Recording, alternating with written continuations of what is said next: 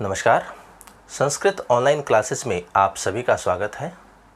आज जो हमारा चर्चा का विषय रहेगा वो है याज्ञवल्क्य स्मृति। तो उसके ऊपर हम आज चर्चा करेंगे। तो देखिए, याज्ञवल्क्य स्मृति,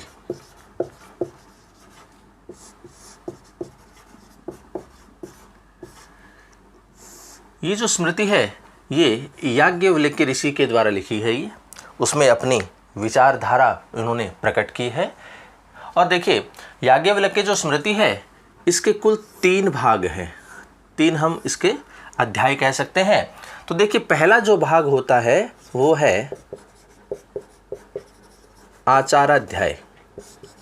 दूसरा जो अध्याय है वो है व्यवहाराध्याय। और इसका जो तीसरा अध्याय है वो है प्रायश्चिताध्याय।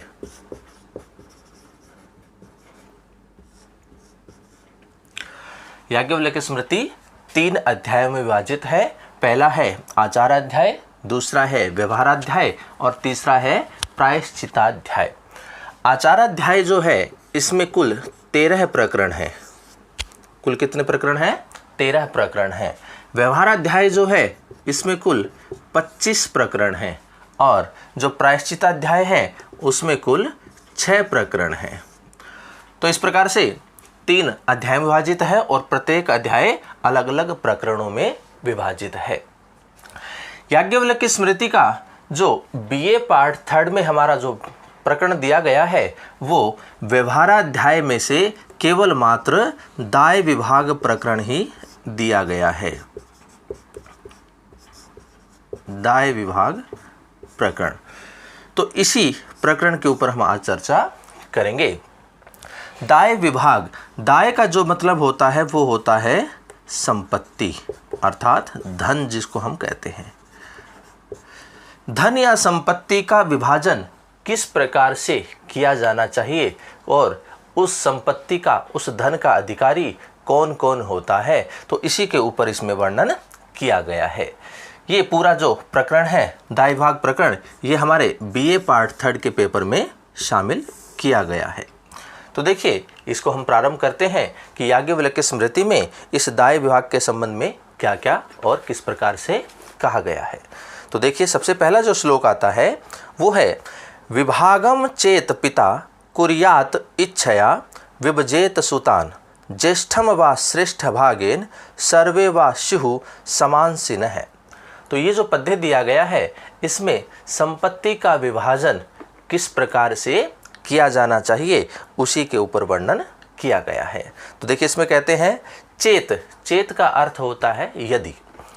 पिता विभागम कुर्यात, यदि पिता विभाग करता है अर्थात अपनी संपत्ति का बंटवारा करता है या उसका विभाजन करता है, तदा तब इच्छया सुतान विभजेत, तो अपनी इच्छा से उसका विभाजन करे। यदि कोई पिता अपनी संपत्ति का विभाजन करता है तो वह अपनी इच्छा से उस संपत्ति का विभाजन करे। ज्येष्ठम श्रेष्ठ भागेन, जो ज्येष्ठ होता है अर्थात जो बड़ा होता है उसको श्रेष्ठ भाग दे, और जो मध्यम होता है उसको मध्य भाग दे, और जो छोटा होता है उसको छोटा भाग दे। वा अथवा सर्वे समांसिनः स्युः, और या फिर क्या करे कि सभी को समान समान अर्थात बराबर बराबर भाग उसका देना चाहिए, अर्थात तो अपनी संपत्ति का बराबर बराबर विभाजन करना चाहिए। तो इसमें बताया है कि यदि कोई पिता अपनी संपत्ति का विभाजन करता है तो वह अपने पुत्रों में बराबर बराबर भाग से विभाजन करे, और वह अपनी इच्छा से भी कर सकता है, क्योंकि वह ज्येष्ठ पुत्र होता है उसको बड़ा भाग दे सकता है, जो मध्यम होता है उसको मध्य भाग दे सकता है, और जो छोटा होता है उसको छोटा भाग दे सकता है, या फिर वह अपने सभी पुत्रों में समान रूप से उस संपत्ति का विभाजन करे। तो इस पहले पद्य में संपत्ति का विभाजन किस प्रकार से किया जाना चाहिए उसके संदर्भ में बताया है। अगला जो हमारा पद्य आता है वो देखिए, यदि कुर्यात समानसान पत्न्यः कार्याः समांसिका न दत्तम स्त्रीधनम यांसाम भर्त्रा वा स्वसुरेण वा। अब यहाँ पर बताया है कि जब कोई व्यक्ति या कोई पिता अपनी संपत्ति का पुत्रों में समान रूप से विभाजन करता है तो किन परिस्थितियों में उनकी जो पत्नियां होती है उनको भी समान रूप से विभाजन संपत्ति का देना चाहिए, उनके संपत्ति का विभाजन करना चाहिए। तो किन परिस्थितियों में अर्थात किन पुत्र वधुओं को वह समान रूप से संपत्ति देवे, उसके संदर्भ में ही इस पद्य में बताया गया है। तो देखिए कहते हैं, यदि समानंसान कुर्यात, यदि कोई पिता अपने पुत्रों में संपत्ति का विभाजन समान रूप से करता है, तदा तब पत्न्यः अर्थात उनकी पत्नियों में, अर्थात उन पुत्रों की पत्नियों में या हम कहें पुत्र वधुओं में, समान सिकाह कार्या, तो समान रूप से संपत्ति का विभाजन करना चाहिए। यांसा अर्थात जिसको, उन पुत्र वधुओं को ही समान रूप से विभाजन करना चाहिए संपत्ति का जिनको भर्त्रा, भर्त्रा का मतलब होता है पति, भर्त्रा अर्थात पति के द्वारा, वा अथवा स्वसुरेण वा अर्थात स्वसुर के द्वारा, स्त्री धर्म न दत्तम या फिर उसे स्त्री धन प्राप्त नहीं हुआ है, ऐसी उन पुत्र वधुओं को भी वह पिता पुत्रों के समान ही अपनी संपत्ति में बराबर भाग उनको देना चाहिए।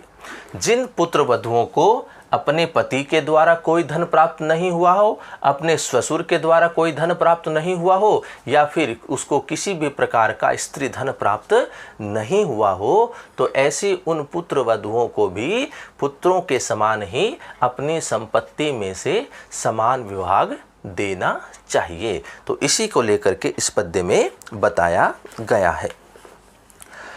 अगला जो हमारा पद्य आता है तीसरा, उसको देखिए, कहते हैं कि सक्तस्या निहमानस्य किंचिद दत्वा पृथक क्रिया न्यूनाधिक विभक्ता नाम धर्मयः पितृकृतः स्मृतः।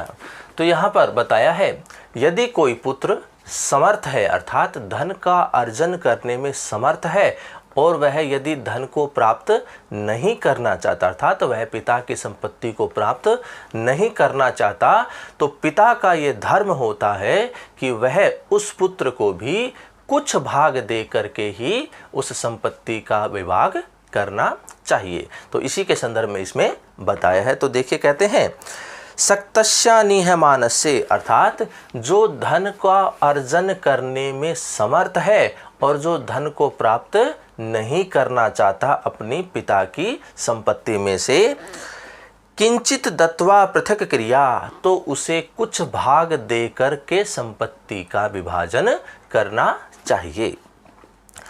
पितृकृतः न्यूनाधिक विभक्ता नाम धर्मयः स्मृतः है कि पिता के द्वारा न्यूनाधिक थोड़ा या अधिक जो भी विभाजन किया जाता है वह धर्म शास्त्र के अनुसार है तो वह अपरिवर्तनीय होता है।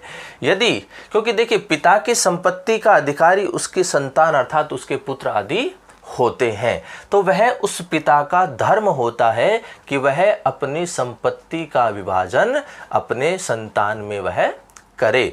तो यदि कोई उनमें से एक संतान या एक पुत्र धन का अर्जन करने में या धन को कमाने में समर्थ है और यदि वह अपने पिता की संपत्ति में से भाग को नहीं चाहता है, तो पिता का धर्म ये होता है कि वह उसे भी कुछ न कुछ भाग दे करके उस संपत्ति का विभाजन करे, क्योंकि यह धर्म शास्त्र के अनुसार उचित कहा गया है, तो यह अपरिवर्तनीय होता है।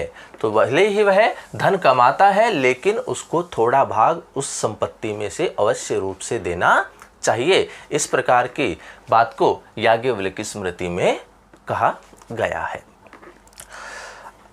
अगला जो हमारा चौथा जो पद्य आता है उसको देखिए कि विभजेर सुतः पित्रोरुध्वं रिक्थम ऋणम समम मातुर्दुहितरः शेषम ऋणात् ताभ्यः ऋते अन्वय है। अब यहाँ पर इस पद्य में बताया है कि यदि माता पिता की मृत्यु हो जाए, उनकी मृत्यु के पश्चात उनकी जो संपत्ति होती है और उनके द्वारा लिए गए जो ऋण होते हैं उनका किस प्रकार से विभाजन करना चाहिए कि पुत्र उन धन को और उन ऋण को किस प्रकार से आपस में बांटे। तो इसी के संदर्भ में इसमें बताया है। तो देखिए कहते हैं पित्रोर्ध्वम अर्थात माता और पिता की मृत्यु हो जाने पर या मृत्यु के पश्चात, रिक्थम अर्थात उनकी जो संपत्ति होती है, उनका जो धन होता है, ऋणम और उनके द्वारा लिए गए जो ऋण होते हैं, सुताः समम विभजयरन तो जो पुत्र होते हैं, सुता अर्थात पुत्र, उनके जो पुत्र होते हैं उनके द्वारा समम अर्थात समान रूप से विभजेरन विभाजन कर लेना चाहिए। यदि माता पिता की मृत्यु हो जाती है तो उनकी जितनी भी संपत्ति होती है, उनका जो धन होता है और उनका जो किसी के ऊपर ऋण होता है, तो उन दोनों को, धन को और उनके द्वारा लिए गए ऋण को, दोनों को ही उनके पुत्रों को समान रूप से विभाजन कर लेना चाहिए। मातुः ऋणात् शेषम दुहित्र है, और माता का ऋण चुकाने के पश्चात जो बचा हुआ धन होता है, उस धन को दुहितरः अर्थात जो पुत्रियां होती हैं उसे वह समान रूप से बांट ले, अर्थात उसका विभाजन कर ले। माता का जितना भी ऋण होता है उसको चुकाने के पश्चात जो धन बचता है माता का, उस माता के धन का जो अधिकारी होता है वह उनकी पुत्रियां होती हैं। तो वह उस धन को वह पुत्रियां समान रूप से उनका विभाजन कर लेवें। ताभ्य ऋते अन्वयः है, ताभ्य ऋते अर्थात उनके न होने पर, उनके न होने से तात्पर्य है उन पुत्रियों का न होने पर, अगर किसी के पुत्रियां नहीं हैं तो फिर क्या करे, अन्वयः तो अर्थात तो वह पुत्र उनका विभाजन कर लेवे। तो माता का ऋण चुकाने के पश्चात जो धन बचता है उसका जो अधिकारी होता है वह पुत्रियां होती हैं, और यदि किसी के पुत्री नहीं होती है तो उस धन का जो बंटवारा है, जो उसका विभाजन है, वह पुत्र समान रूप से कर लेवे। क्योंकि माता की संपत्ति का अधिकारी जो है वो कन्या अर्थात पुत्री को ही बताया गया है।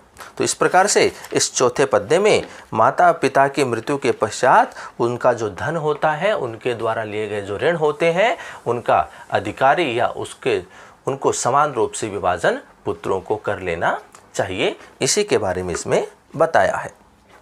अगला पद्य देखिए पांचवा, पितृद्रव्या अविरोधेन यत अन्यत स्वयं अर्जितम मित्रमौद्वाहिकम चैव दायादानम न तद भवेत।